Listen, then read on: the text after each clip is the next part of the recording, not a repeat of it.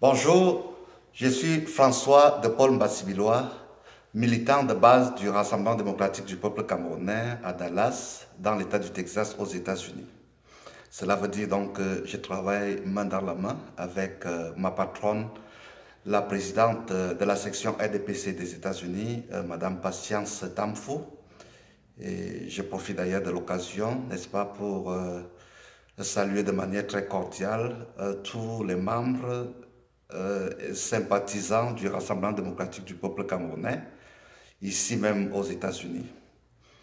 Alors, quand je l'ai dit, mon présent message porte sur la prochaine élection présidentielle se tenant au Cameroun, je veux dire en octobre, le 7 octobre 2018. Alors, je voterai pour le candidat, son Excellence Paul Biya, candidat du RDPC. Et la raison pour laquelle je le ferai, c'est parce que c'est aussi une occasion pour moi d'interpeller toute la communauté camerounaise de faire comme moi, c'est-à-dire voter utile, voter pour celui qui représente le plus les intérêts généraux, l'intérêt national de notre pays aujourd'hui, du peuple camerounais. Et ce n'est pas en vain que nous allons voter pour le président de la République, Paul Biya. Il y a au moins trois raisons à cela. La première raison est celle de l'amélioration des conditions de vie de nos populations. La deuxième raison, très importante, est la raison pour la consolidation de la paix dans notre pays. Et enfin, la troisième raison est, n'est-ce pas, pour donner la voix aux femmes et aux jeunes dans notre pays. S'agissant d'abord de l'amélioration des conditions de vie de nos populations, vous allez vous apercevoir, Camerounaises, Camerounais, que lors du récent septennat, le président Biya avait pris l'engagement à travers le projet de grande réalisation de lancer un certain nombre d'infrastructures. C'est ainsi par exemple que, en ce qui concerne les barrages hydroélectriques, en vue de résoudre le problème de l'électricité dans notre pays, rappelez-vous qu'aujourd'hui, le Cameroun entier fait face à beaucoup d'interruptions d'énergie dans la nuit. Donc, il y a beaucoup de coupures d'électricité. Alors, pour résoudre ce problème, le président Biya avait donc pris l'engagement en 2011, n'est-ce pas, de lancer un certain nombre de barrages hydroélectriques.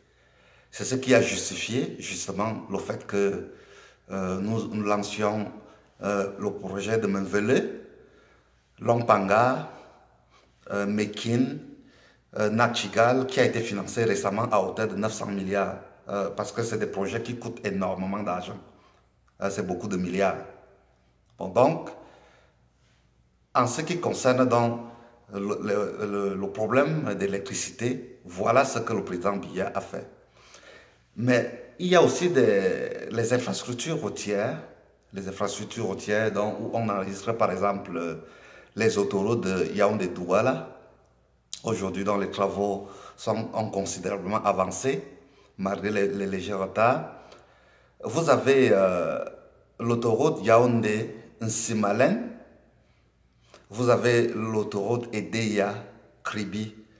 Le président Biya, lors de son récent voyage en Chine, a trouvé les financements pour parachever tout cela. En ce qui concerne maintenant les soucis de santé et l'éducation, vous allez vous apercevoir que mon candidat, notre candidat du Rassemblement démocratique du peuple camerounais, son Excellence M. Paul Biya, a fait des efforts remarquables lors de ces dernières années pour améliorer l'offre de la santé dans notre pays.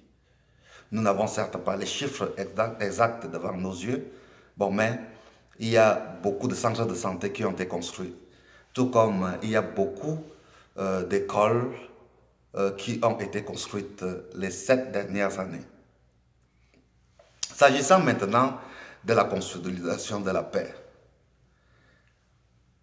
ce 29 septembre 2018 à Maroua, le président de la République a réaffirmé cet engagement, n'est-ce pas, de faire du Cameroun l'havre de paix qu'il a toujours été. Il a pris l'engagement une nouvelle fois de faire en sorte que la paix règne partout sur toute l'étendue du territoire. Vous savez, ce n'est plus un secret de polichinelle. Depuis 2014, grâce à des ennemis du Cameroun, à cause des ennemis du Cameroun, que ce soit à l'intérieur, que ce soit à l'extérieur du pays, le Cameroun a fait face à l'intrusion et aux exactions de Boko Haram. De mai 2014 jusqu'en 2015, mais l'armée camerounaise et son commandant en chef, le président Biya, avaient donc pris l'initiative de barrer la voie à Boko Haram. Aujourd'hui, au Cameroun, nous faisons face à une situation similaire dans les régions du nord-ouest et du sud-ouest.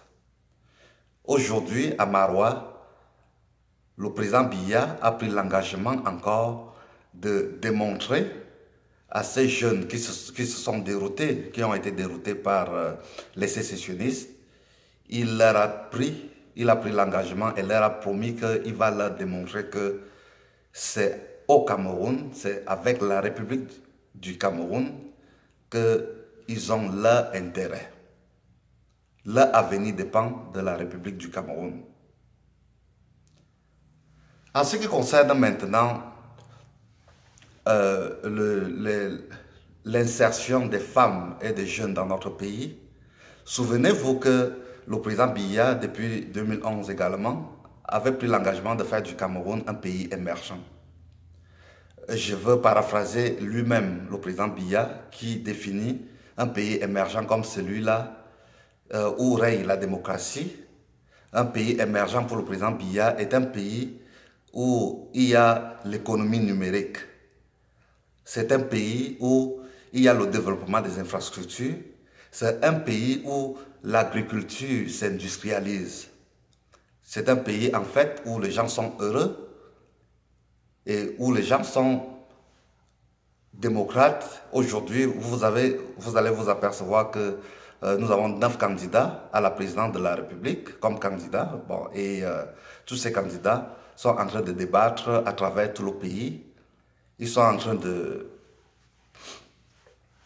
mobiliser, n'est-ce pas, leurs troupes et leurs sympathisants pour qu'on vote pour eux.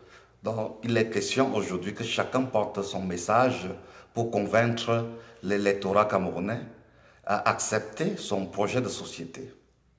Bon, donc, c'est ce que le président Biya a fait. Il a permis que le Cameroun devienne, comme lui-même le souhaitait, qu'on garde de lui l'image de celui qui aura apporté la démocratie et le développement au Cameroun. Alors, Camerounaises, Camerounais, au vu du développement que je viens de vous faire concernant l'amélioration des conditions de vie de nos populations, concernant la paix, la consolidation de la paix dans notre pays, et enfin, concernant l'insertion des femmes et des jeunes dans notre société, parce qu'il est question de trouver le travail à toute la jeunesse camerounaise qui est aujourd'hui à peu près à 60% sans emploi. Pendant le président Biya a pris l'engagement, je dis bien engagement, de faire en sorte que cette jeunesse-là, en majorité, trouve le travail. Et lorsque je l'ai dit, vous comprenez donc avec moi que c'est le seul candidat et c'est le seul qui est capable, n'est-ce pas, de voir les problèmes auxquels le Cameroun d'aujourd'hui est confronté. Ne permettez pas aujourd'hui au Cameroun, n'est-ce pas, je veux rappeler autre chose. Vous savez que le slogan du président Biya à l'élection présidentielle 2018, c'est « la force de l'expérience ». Camerounaises, Camerounais, ne tolérez pas là dehors, ne permettez pas que quelqu'un qui est inexpérimenté vienne s'essayer à la fonction présidentielle. C'est une fonction qui est lourde de charges. Pas n'importe qui doit se lever et venir parler du Cameroun. Pour parler des affaires du Cameroun, la seule condition est d'avoir non seulement l'expérience nécessaire, mais la connaissance et la maîtrise parfaite du pays. Et c'est ce que le président Biya est. C'est la raison pour laquelle je vous demande, pour conclure mon propos, de voter utile, voter le candidat du renouveau, candidat du Rassemblement démocratique du peuple camerounais, son Excellence M. Paul Biya. Et n'oubliez pas, Camerounais, de partager cette vidéo à travers Twitter, Facebook, WhatsApp, Imo, tous les réseaux sociaux que vous connaissez, YouTube, pour passer le message. Parce que le 7 octobre 2018, c'est Paul Biya qui doit rester notre président de la République. Je vous remercie de votre aimable attention. Bonne nuit. Bye bye.